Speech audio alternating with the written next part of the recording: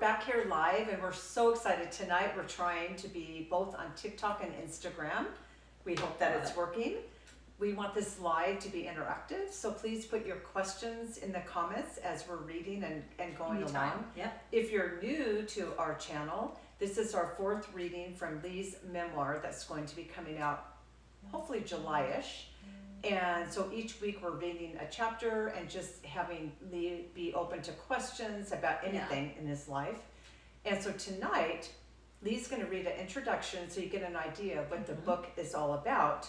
And then I actually wrote a chapter about which I love. Me pretending to be a quadriplegic. Oh my God, what an eye-opener.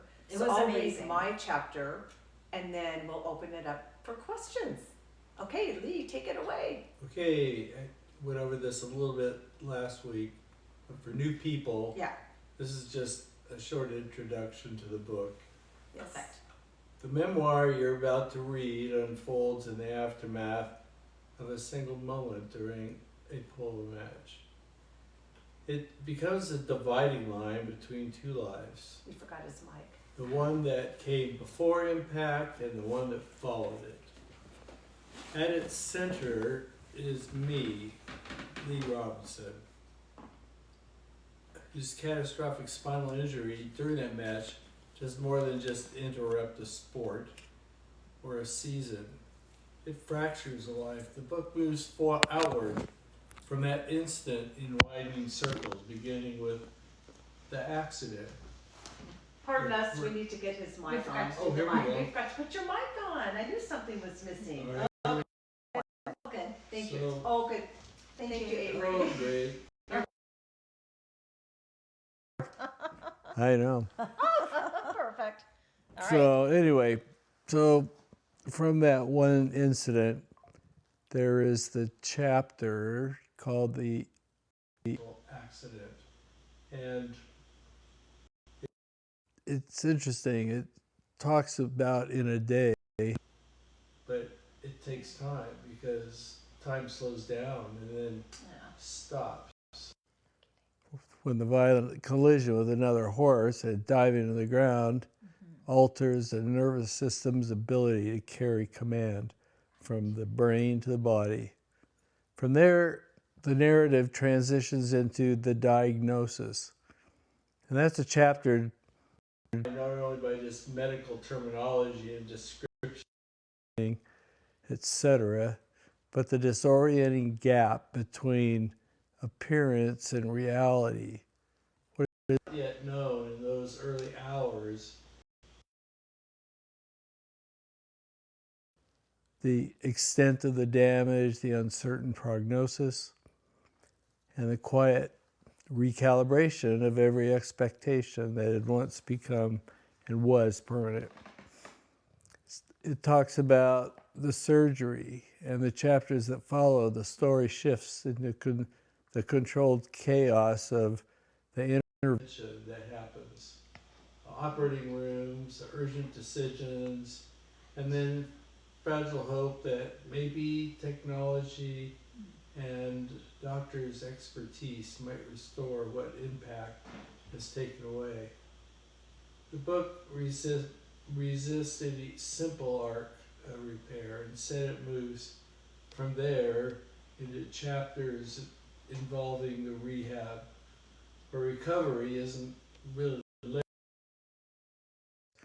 can be measured in only millimeters, repetitions, the occasional setbacks, and small, hard-won returns that, even when they do return, rarely resemble anything like the life that preceded this. As the physical body is worked on, so too is identity. Later chapters address the adaptation, dependence, grief, perseverance. They ask questions that medicine alone can't answer. Who am I when the defining physical vocabulary of life has been rewritten? is a man, what remains? Of a man when life becomes totally upended, and how is the response and the reconstruction meaning when the future no longer resembles the one that was assumed. There's another later chapter called The Thrill Seeker, meaning in part that life was assumed, although it wasn't my own introduction to high-risk adrenaline-seeking pursuits. In fact, I had developed a reputation among friends, families, members for relentless appetite for these kind of activities. And that chapter includes the time that I ran with bulls in the Spain, bungee jumped, and flew airplanes during my training as a facial plastic surgeon. Threaded through these chapters are people who orbit the injury, a family and friends navigating an uneven terrain between hope and reality, and my caretakers and medical professionals balancing urgency with candor, and people from the polo-playing world. Their perspectives widen the lens, showing that the trauma is never just solitary in its reach. Ultimately, this is not only a book about the injury sustained in a polo match. It's about interruption of one's motion, identity, expectations, as well as a long, uneven process of rebuilding life inside this changed body. It's about navigating the real world from a different perspective, including the challenges that are overcome and the ones that aren't. It's about dealing with daily chronic pain while trying multiple treatments and therapies seeking some type of relief. It's about what remains when structures that once defined a person are no longer intact, and the new forms of strength, language, purpose begin to emerge in their place. Okay. So tonight we have a little bit of a different format because Kathy over here is about to just read a little bit about this tiny slice of the change that happens when you're no longer able to literally do a single thing for yourself. So, A very tiny slice, because I only did it for a day, and I can't begin to tell you how it changed my whole perspective and what Lee goes through on a daily basis, and that I wish everyone could understand. So anyway, here's my chapter. Elaine also says she loves you guys. Love you Yes. all. Who was that? Elaine? Oh, thank Elaine you, Vind? Elaine. Elaine. Elaine Vind, yes. You know her. Good. Yes. How your life can change in the blink of an eye, or the crash to the ground off your horse, as in Lee's case. Kathy Waller here, Lee's sister-in-law. I have been around Lee for 5 years now. His accident was 6 years ago. Several times throughout the day with Lee, I would think to myself, how the hell it was 6 years ago. Several times throughout the day with Lee, I would think to myself, how the hell does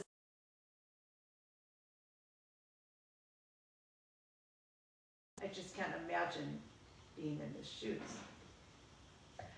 So then I decided, let's see what it is like being a quadriplegic. So for almost 24 hours, I pretended I was in Lee's shoes. Let me tell you, it was not fun.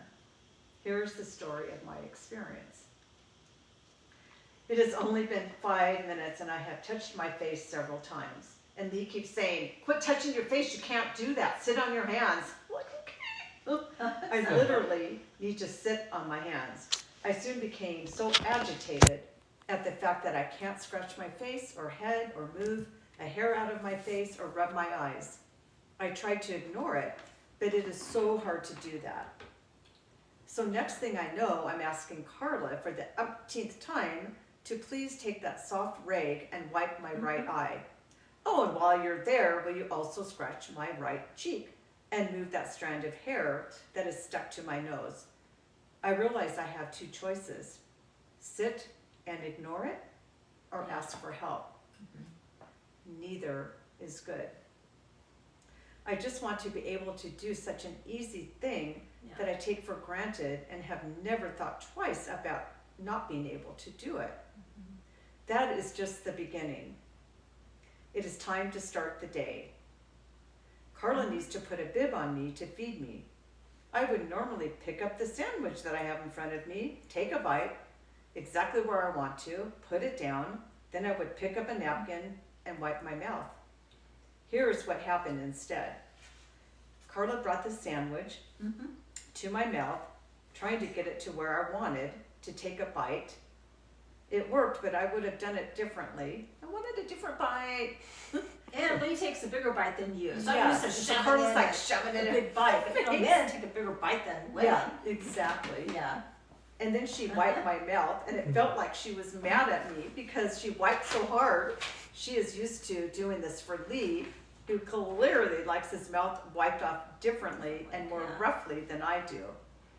Let's just say a huge learning curve for all, and communicating and listening is key.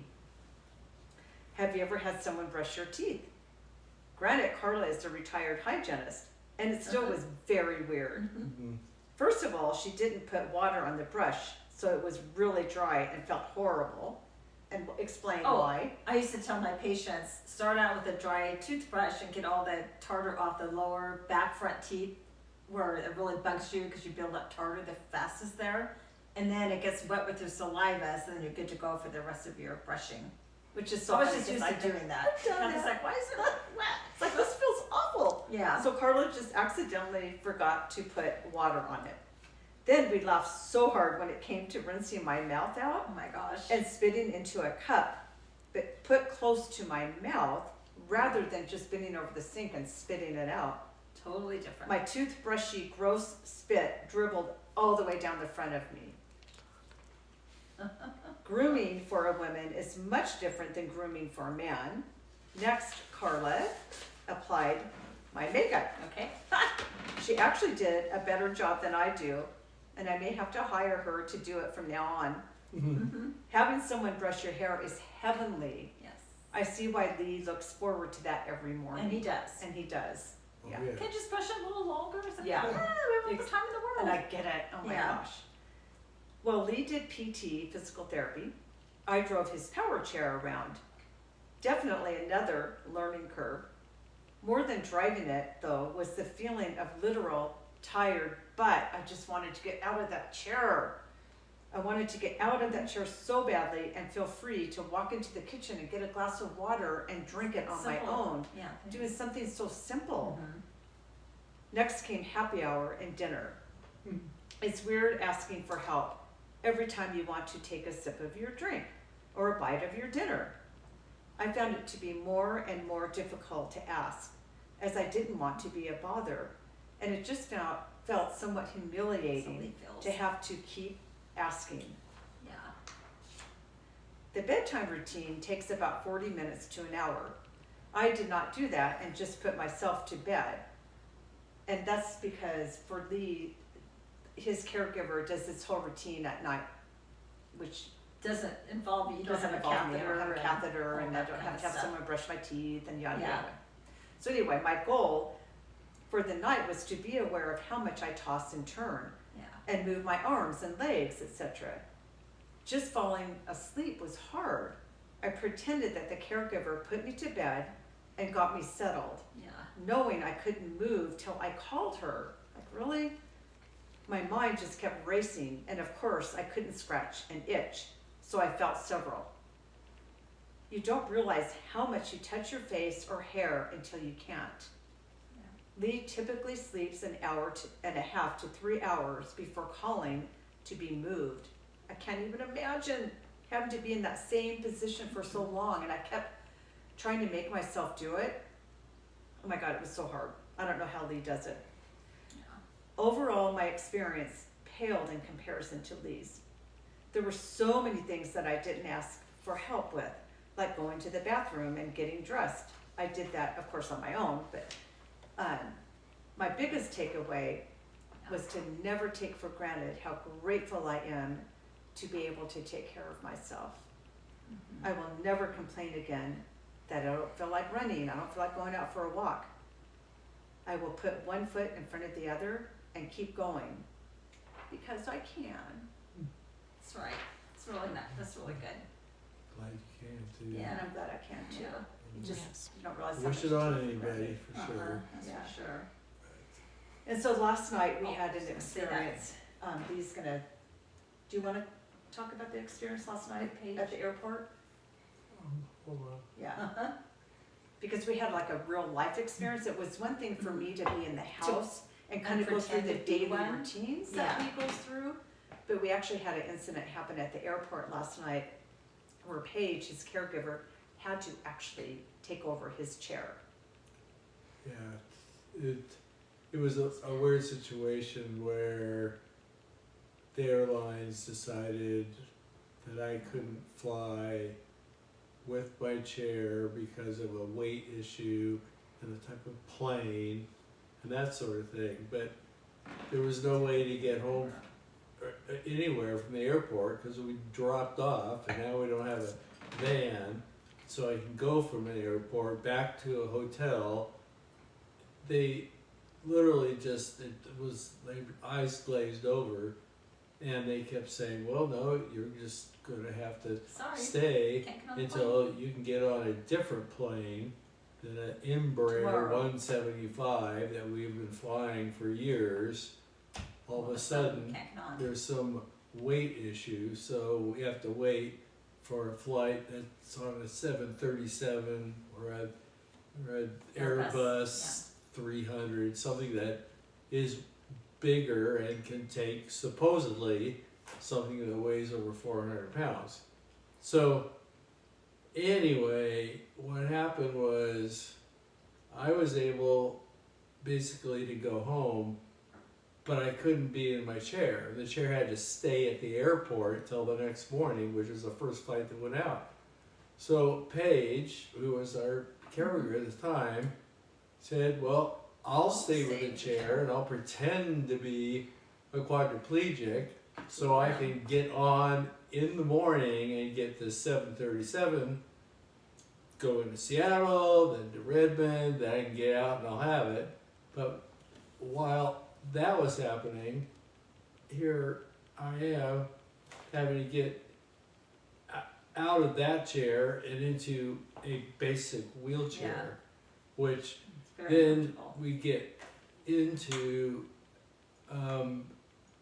the chair after flying, get home, regular chair, just really awkward, ridiculously uncomfortable.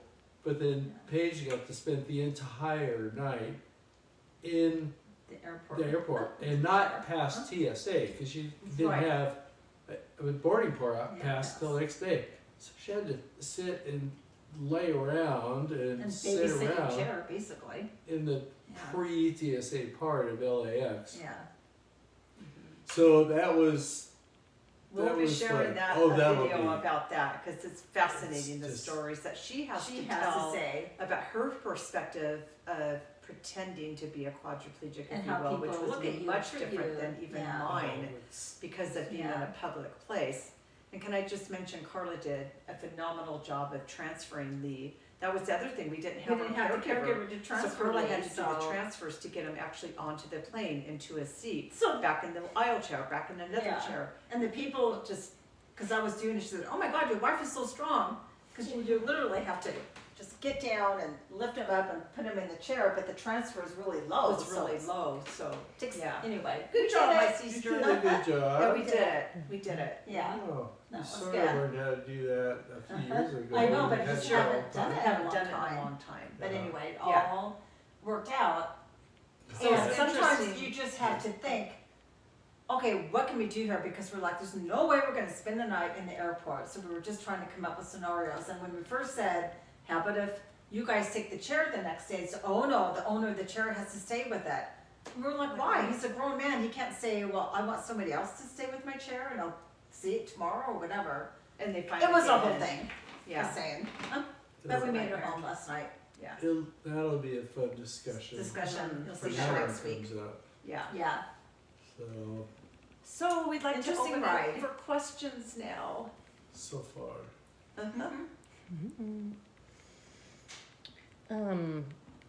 Kathy, I have a question for you. Sure. How was like your mood throughout the day during your experiment? Like, was it That is a constantly really good changing? question. Yeah, That's a and good question. I have to say early on when I came on with Lee, he would lash out from time to time, and then I would get mad. It's like, why is he mad at me? And now I get it. It's that frustration. You have no idea how frustrating it can be, and you just want to lash out at people, and you're so frustrated because it's hard to communicate that I can't do that for myself, or it's too loud in the room, or it's, you know, And I don't whatever. want to keep bugging. I don't want to keep bugging people. It's how I don't you want to keep feel. bugging It's how you people. feel. Yes. Even though you're not. So then you're so frustrated because you don't want Yeah. to bug anyone. So then you just sit there like, And well, take that, oh, this I guess I'll bitch drives me just crazy, but oh put my well. put my hands under my, I can't move to do it. Yeah. Yeah. So my mood changed a lot throughout the day. Yes. The lashing out, I think I'm mentioning it in the book, there was a pivotal time during a early part of my hospitalization for rehab Yeah. where I had not, my brain hadn't gotten changed and transformed into a quadriplegic brain.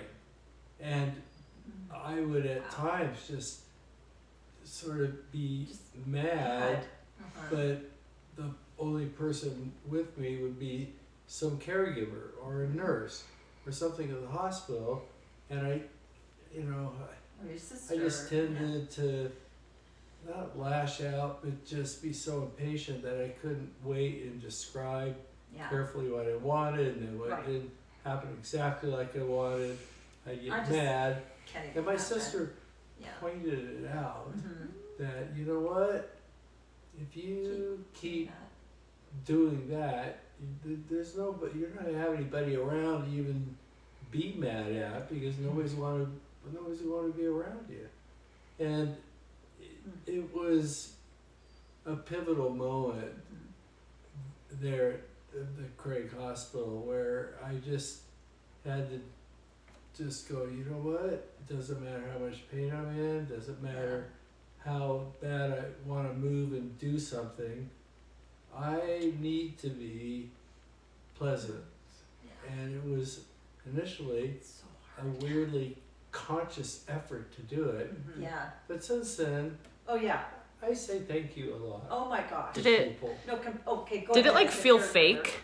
What's that? Did it like feel fake It to? did at first, Mhm. Yeah. you know, because I had to just Yeah. pretend like I'm just happy and hey, let's Good joke question. about this, and let's Yeah. laugh about it. Yeah. And now weren't it feeling that. comes quite a bit more naturally, Yeah. but I'm 6 years into it. So 6 years. Yeah. yeah, Yeah, for sure. when you're 60 years old, 6 years is like probably 1/10 of what you have now to live Yeah. for, as opposed to Right. this happening when you're 20. Right. You know, for 6 sure. years is like happens in a blink of an eye, Right. and you don't notice the difference between being 23 and 29. Yeah. But Yeah. you know, Sure. this whole length Get of it. time becomes not consuming, but a Well, very interesting part. Yeah. Yeah. So Totally. that would be the answer to that question. Right? Yeah. Oh, that's a good one. Thanks. That's a good one. Anything else? Anyone's out there? What do you mean, ocean? Why can't we laugh? Why Someone's can't- saying that it's a no somebody- laughing matter. Yeah. What does it matter whether somebody It's laughs or no, yeah, it's not a laughing matter. No, Aw. you're right. It's not a laughing matter, and see, now I'm joking about Yeah. it because Mhm. joking Good point. about Really good crap and stuff that Yeah. is just unpleasant Yeah. makes it easier to talk about it and just Yeah. survive the next 5 minutes. Right. Because Yeah. the survival isn't, oh, what are we going to do next year? oh, I've got to get around to doing this to the house, blah, Right. blah, blah, your timeline shrinks to what's going to happen literally minutes from now, because it's just such an unknown Gosh, space. true. Yeah. Yeah. So, yeah, That's so good good. question. Sip-ish? Sippish? Yeah, water. If, like, once you had your accident, did you, like, try to go to your friends and family's house? Not initially, because I wasn't anywhere near where my family was, being, you know, first in Palm Springs and Colorado. Yeah. But getting back, just going over to somebody's house, whether it's your neighbor or, you know, or friends or family, there becomes this issue of explaining what things mean when you ask them, is your house going to be able to handle a wheelchair? Can they come in? And that sort of thing. Sure. And people go, yeah, sure, I got a 1-level house. And then you get there and there's a 4-inch step to Oops. get it. Forgot to tell you that. Yep. Oh, forgot to tell you that. Well, can I just back over it? Can I go over forward? There's ramps that I have that I can bring. But if you don't know If you about don't it, know, then yeah. you Show up can't and do like, it. oh. So Yeah. that's not the only reason why I didn't initially just randomly go over to people's houses that we had known. Yeah. It's a language that has to be learned, not by me, but by the people around me, and it just takes an incredible amount of time to do that. Yeah. Yeah. So we've learned now to, if we're going to someone's house, can you please send us a road- picture Oh yeah, that's true. of what it looks like to get into your house or into your garage or whatever, Right. so then we can make the assessment, oh, we need to bring a ramp. Just bring the short Because in ramp their or mind, longer they're just ramp. thinking, well, why can't you get over even something, you know, that big? It's like, Mhm. no, we can't. So we've learned now, take a picture and. And it's see- innocent on their part. We're not. Oh, bad no, mouth, for nothing, sure, but it's for just like, sure. oh well, that No, can't be a just keep- problem. Just to for go over sure, something like yeah. that, but it is. Mhm. You can't. Yeah, So. and people mean well, Yeah, of obviously, they want you to course, come over. Yeah. For sure. Anything I else? got a thumbs up From our producer. Yeah. from producer, Yeah. this week's producer. Going good. Talking about transportation, what does that look like for you? Like transportation to different places? Just transportation in my van. Well, that could be a whole chapter. When I was injured, and during the weeks and months that happened after that, Yeah. a van became available that was converted. And what do you mean by converted van? Well, first you need something that's big enough for your chair to even fit, Yeah. but then you have to get up into it with a ramp. And there are vans that are considered ADA vans, meaning they're open and you're able to secure somebody in it, and the ramp comes out. Ours comes out automatically. The very first van I got was one from a friend of mine Yeah. whose husband had died from ALS, and they had bought a van in preparation for him to use it, and Yeah. I don't think he even used it once. He No, might- I believe that's maybe- right. Maybe once. Yeah. But then That's I right. was able to purchase it from her for what she had paid for it. It was used, it was beat up. I remember Very driving tired. it though. It's like the steering was all off. And, oh my it gosh, was- like really, how do I drive this thing? Yeah, Yeah. Until you got the new one. So yeah, transportation is everywhere you go. You have to be strapped in, Yeah. and then a it takes time seatbelt. to do that. Oh, it just too. takes time. You got to learn all these different straps that come out and how they get Yeah. released and how they get tightened Lot. and where do they go on the chair. Right. Yeah, it's Another learning curve. yeah, it's a learning For sure. curve. Yeah. Yeah. And then my poor Now we can do it. caregivers who have to then drive, and Mm-hmm. of course they're ultra careful, and Yeah.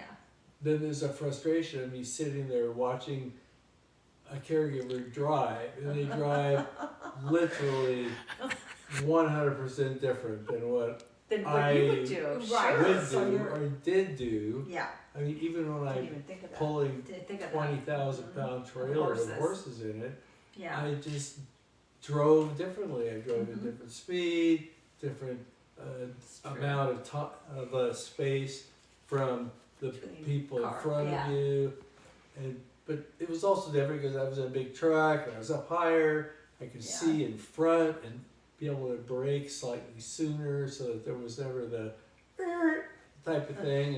And gosh, in traffic, God, we just got back from LA. People are just Yeah. pulling right in front of you, and you can't Yeah. help.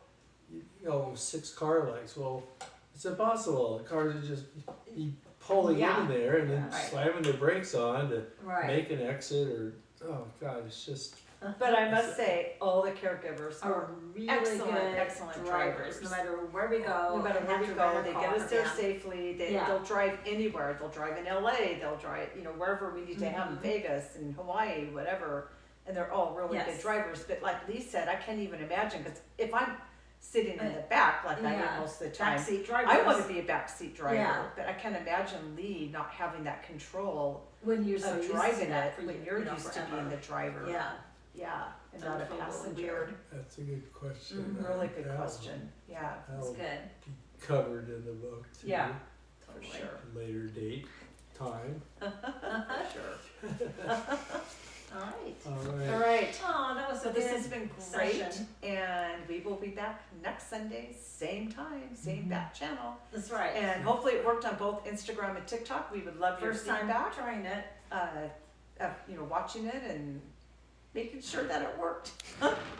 Thanks, guys. Salacha. All right. Thank you. Bye.